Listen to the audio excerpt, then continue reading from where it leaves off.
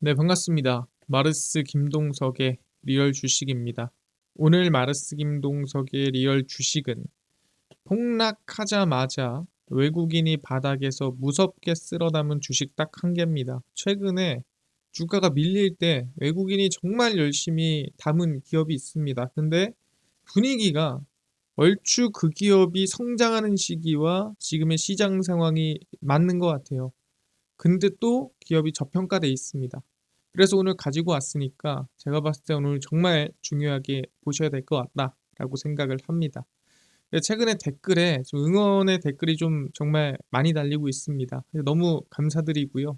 제가 그 댓글 하나하나에 힘을 얻어서 영상을 준비하고 있으니까 제 영상이 웬만하면 좀 저평가 기업들을 가져오려고 합니다. 저평가라는 거는 차트상 고점이냐 저점이냐 이게 아니라 얘가 지금 버는 돈 대비해서 기업 평가가 높냐 아니면 기업 평가가 낮냐 이거를 저희는 판단을 해서 공개하는 거니까 오늘도 많이 배워가시면 좋을 것 같고요.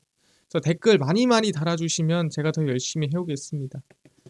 그래서 감사한 마음에 최근에 좀 이슈가 되는 우주항공이나 아니면 AI 소프트웨어, 전기차 자율주행, 시장 전망 관련주 자료집도 저희가 무료로 나눠드리고 있습니다.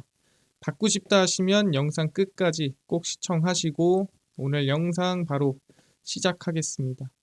일단 좀 중요한 게 최근에 이 금융당국에서 DSR 규제 속도에 차등을 두겠다라고 얘기를 했습니다.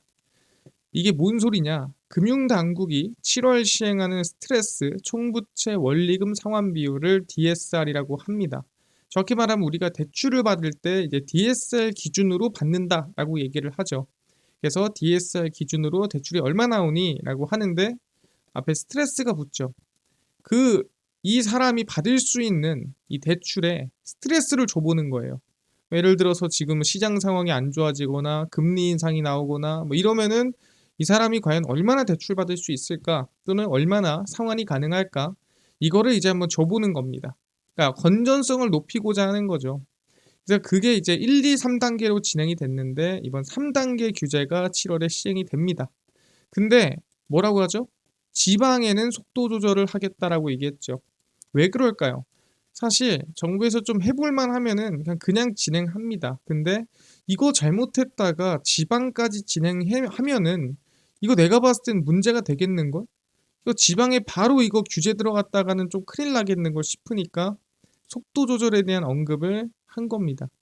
스트레스 DSR은 대출 한도를 산출할 때 금리 변동 가능성을 반영해. 그러니까 이 사람한테 스트레스를 줘보는 거예요.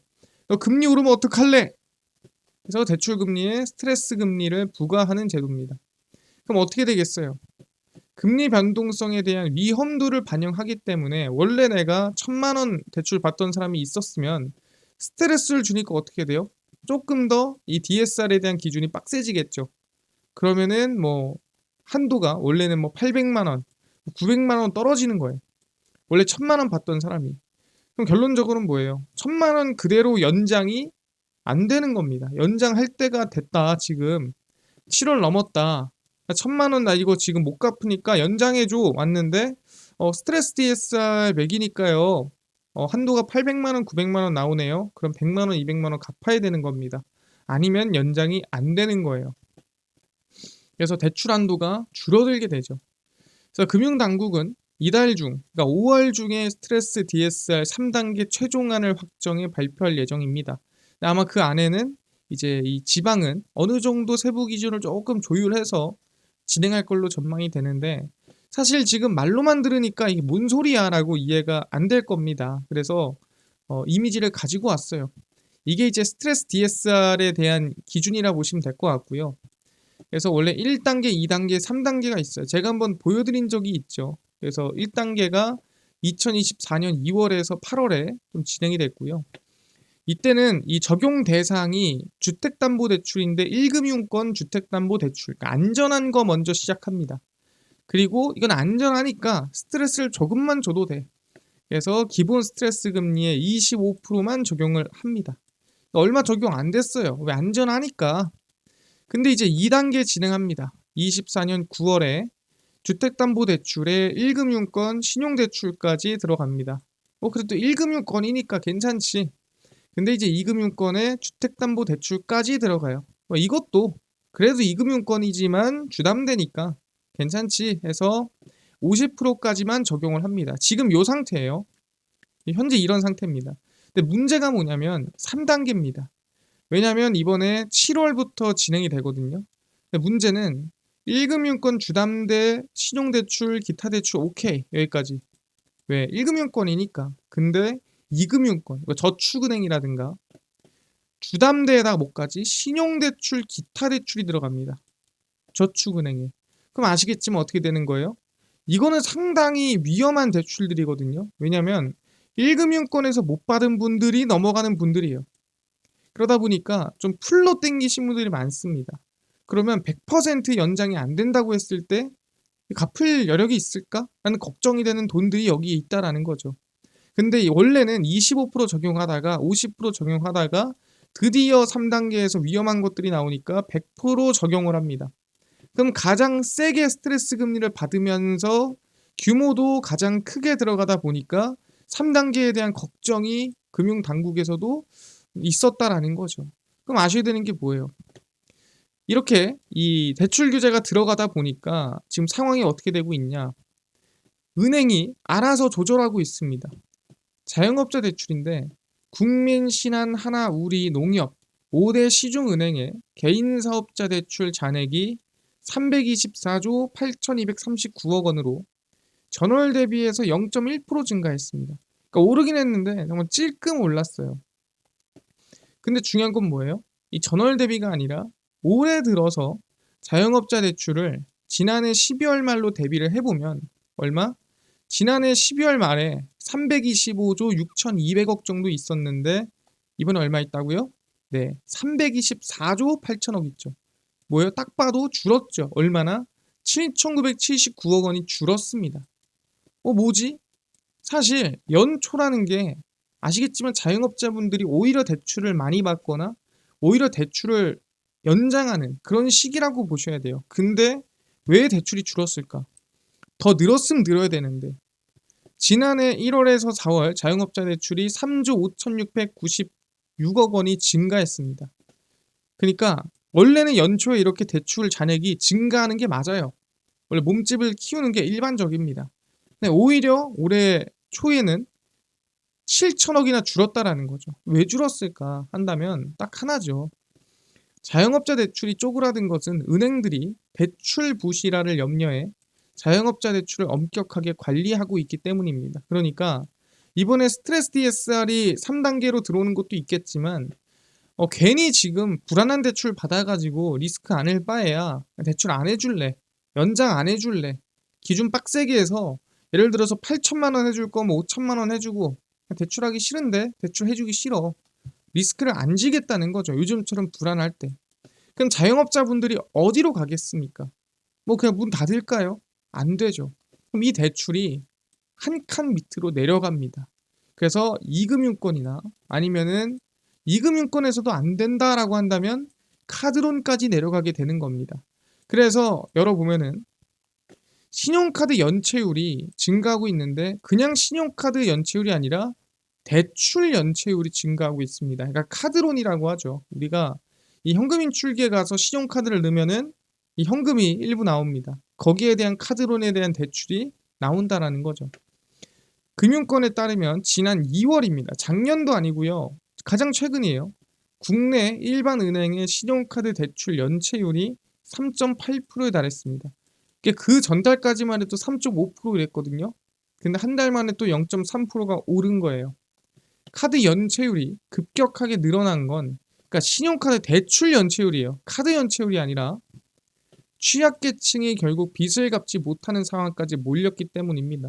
그러니까 애초에 이 카드론까지 갔다라는 거는 2금융권에서도 대출이 안 된다는 소리고요. 1금융, 2금융권 밀리고 더 이상 갈 데가 없는 분들이 카드론, 신용카드를 만들어서 또는 있는 신용카드에서 대출을 받게 됩니다. 그래서 저축은행과 같은 제2금융권마저도 대출 문턱을 높이자. 왜 높이겠습니까? 당연히 부실 대출 늘리기 싫으니까 막는 거예요. 이 정도 아니면 대출 못 해줘요. 그러다 보니까 카드론으로 급전 대출을 받았던 이들이 더욱 궁지에 몰린 거죠. 이게 누구겠습니까? 아까처럼 대출이 되지 않는 자영업자들도 일부 분명 있을 거라는 거예요. 이렇게 밀리고 밀린다라는 거예요. 그래서 지난 2월 말 기준 카드론 잔액이 42조 9,888억입니다. 여러분도 아시겠지만 이것보다 줄까요, 앞으로? 오히려 늘었으면 늘었지 줄진 않는다라는 거죠. 왜? 더 문턱은 높아질 테니까. 역대 최대 규모를 기록을 했고요. 연체율은 지금 20년 만에 최대입니다. 그러니까 이게 아시겠지만 지금 당장 위험하다 얘기하는 게 아닙니다. 지금 그 정도로 사람들이 돈을 못 갚거나 연체하는 분들 또는 1금융권, 2금융권에서 밀려나시는 분들이 늘어나고 있다. 수치적으로 눈에 보이고 있다라고 알아두시면 될 것 같아요. 아, 그렇구나. 아니 근데 그래도 2금융권에서는 좀 대출 해줄 수 있는 거 아니야? 생각할 수 있죠. 1금융권 오케이. 얘네들은 건전성 유지해야 되니까 뭐 그럴 수 있다고 뭐 100번 양보해서 그럴 수 있다 칩니다. 근데 야, 2금융권에서는 왜 대출을 안 해주는 거야? 라고 우리가 좀 고민해 볼 수가 있겠죠. 열어보겠습니다. 왜 그러냐? 보니까 저축은행들도 신용등급이 떨어지고 있어요. 뭐냐? 얘네들조차도 은행 자체에 대한 신뢰도가 떨어지고 있는 거죠. 고려저축은행의 장기 신용등급은 A-에서 BBB 플러스로 하향을 했고요. 예가람저축은행은 등급이 B+에서 B로 강등을 했습니다. 바로저축은행은 B에서 투기 등급 직전인 B-로 하향을 했고요. JT친해저축은행도 B-로 강등했습니다. 그러니까 B-는 정말 상황이 안 좋은 거죠. 지금 이 보시면 예가람저축은행도 그 직전인 거고 고려저축은행도 떨어지고 있는 상황입니다. 신용등급이 떨어진다는 거는 그만큼 지금 이 건전성이 떨어지고 있고 무너지고 있다는 거를 두 눈으로 확인할 수가 있는 거고요. 지난해 79개 저축은행의 순손실이 3,974억 원이고 기업대출 연체율이 12.8%인데 이게 언제? 지난해입니다. 올해는 더 늘었겠죠. 당연히. 고정이하 여신 비율도 10%를 상회합니다.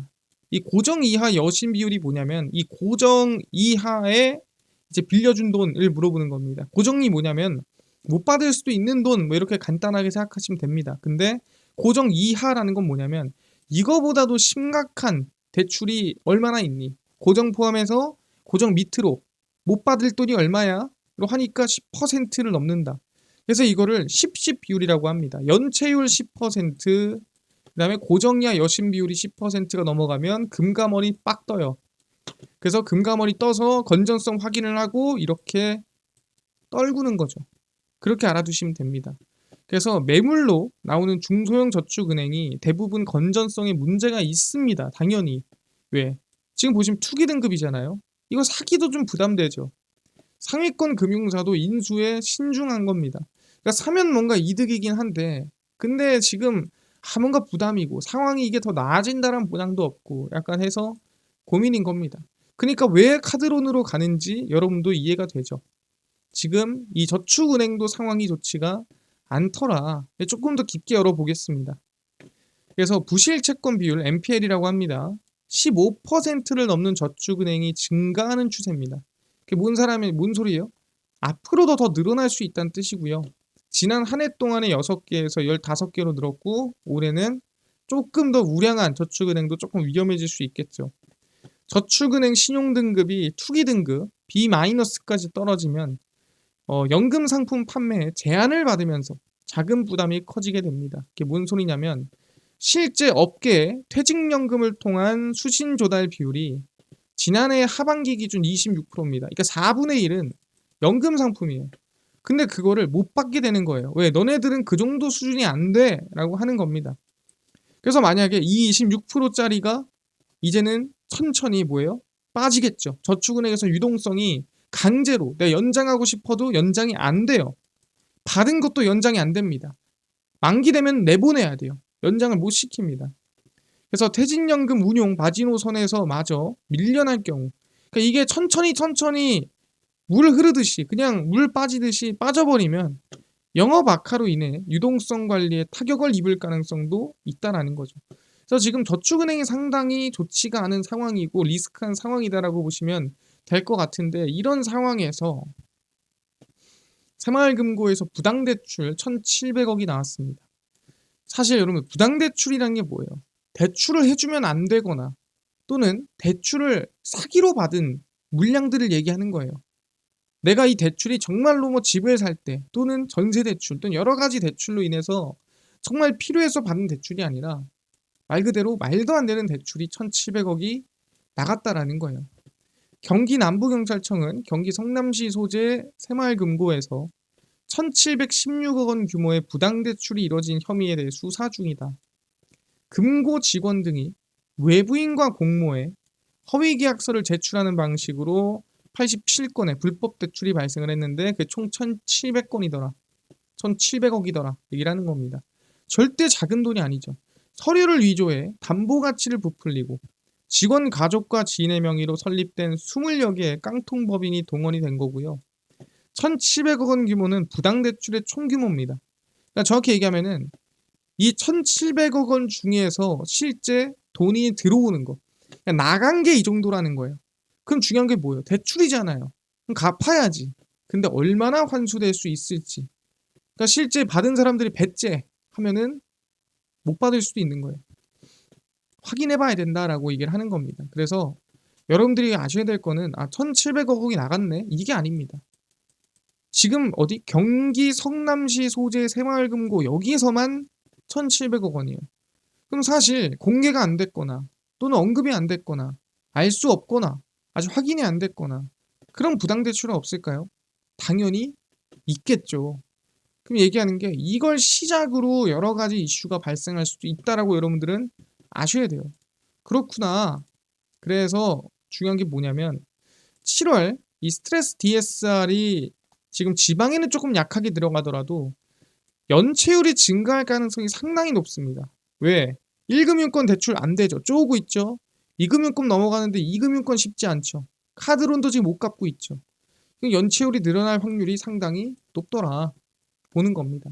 그럼 우리는 여기서 뭘 생각해야 되냐? 이 연체율이 늘어나면은 돈을 버는 기업이 어디일까?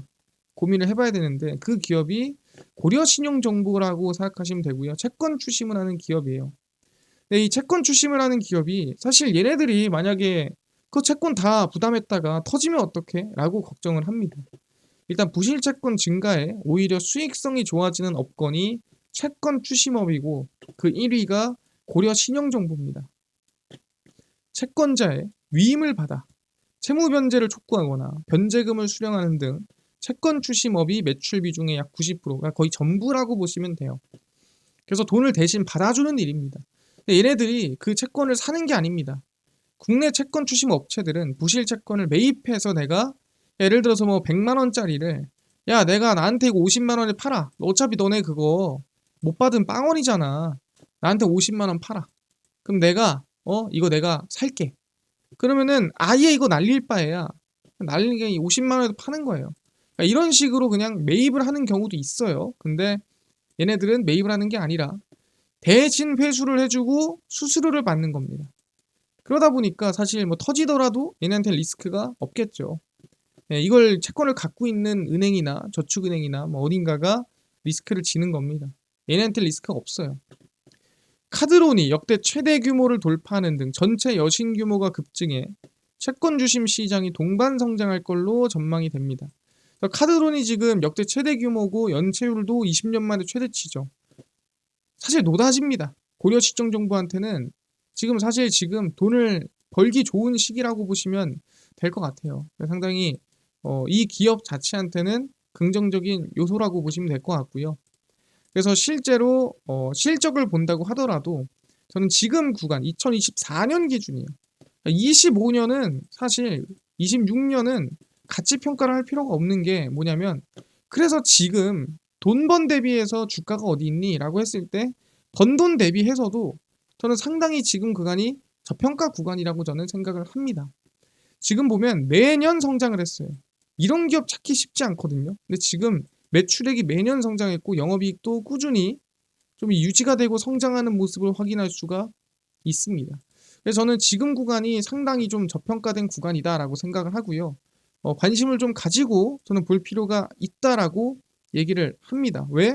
아까 말씀드린 대로 앞으로 연체율은 늘어날 확률이 매우 높은 상황에 좀 처해 있다. 그래서 우리는 지금 구간에서 좀 눌림목에 흔들릴 때 관심을 가지시면 좋을 것 같고요. 최근에 외국인들이 좀 열심히 사고 있어요. 예, 보시면은 이 외국인의 매수세가 상당히 강력하다. 열심히 사고 있죠. 외국인들이. 고려 신용정보입니다. 시장 흔들리고 종목 흔들리는 거에 따라 더 삽니다.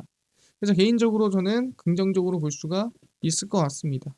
그래서 아시면 될 것 같아요. 이해가 됐습니다. 이런 상황에 수익성이 증가하는 기업이 있구나. 고려 신용정보고요. 연체율이 제가 봤을 때는 늘어날 수밖에 없는 상황에 놓였다. 7월부터 이 DSR 3단계가 진행이 되고 그러면 카드론에 대한 부분도 더 커질 가능성이 높고 거기에 따라 고려 신용정보에 대한 수익성은 더 올라갈 거다라고 보시면 될 것 같습니다. 그래서 좀 성장 기대감 가지면 좋을 것 같고요. 이해됐습니다. 이뿐만 아니라 아까 AI 소프트웨어, 그다음에 우주항공, 그다음에 전기차 자율주행, 시장 전망부터 관련주까지 총정리한 자료집을 무료로 나눠준다고 했는데 혹시 이거 어디서 받을 수 있나요? 또는 당일 급등이 예상되는 단타 종목을 매일 무료로 나눠주시고 장 시작 전에 급등이 예상되는 뉴스라든가 시황을 무료로 나눠주시고 테마주라든가 매매법 강의를 무료로 나눠주세요 하시는 분들이 있어서 김동석 대표가 100% 무료로 나눠드리고 있습니다.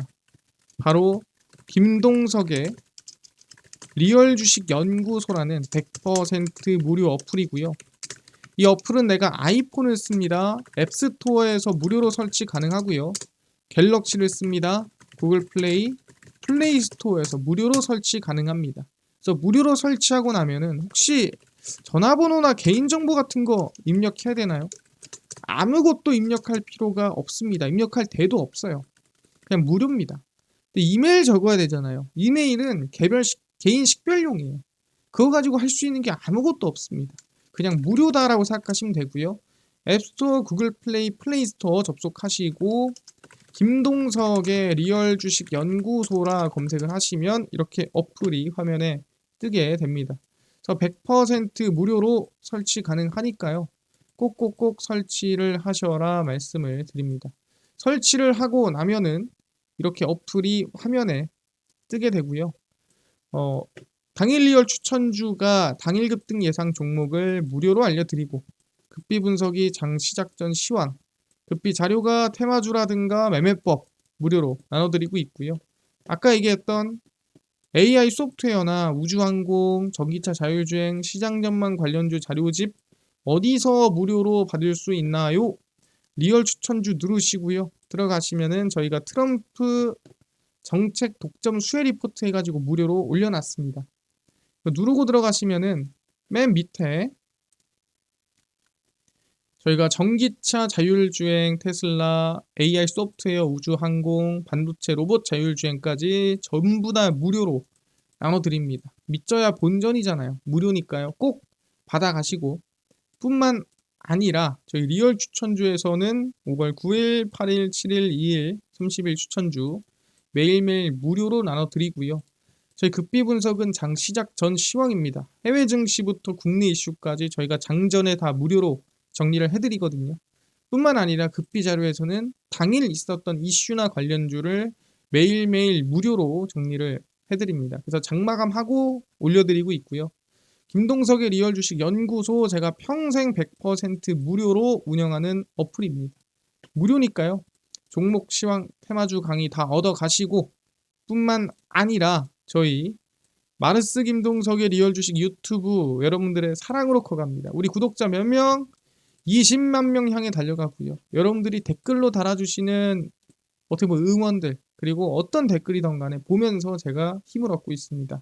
댓글 많이 달아주시면 제가 더 열심히 영상 준비해서 올 테니까 댓글 그리고 구독, 영상 좋아요 부탁드리면서 오늘 마감하고 다음번에 더 좋은 영상으로 찾아뵙도록 하겠습니다. 감사합니다.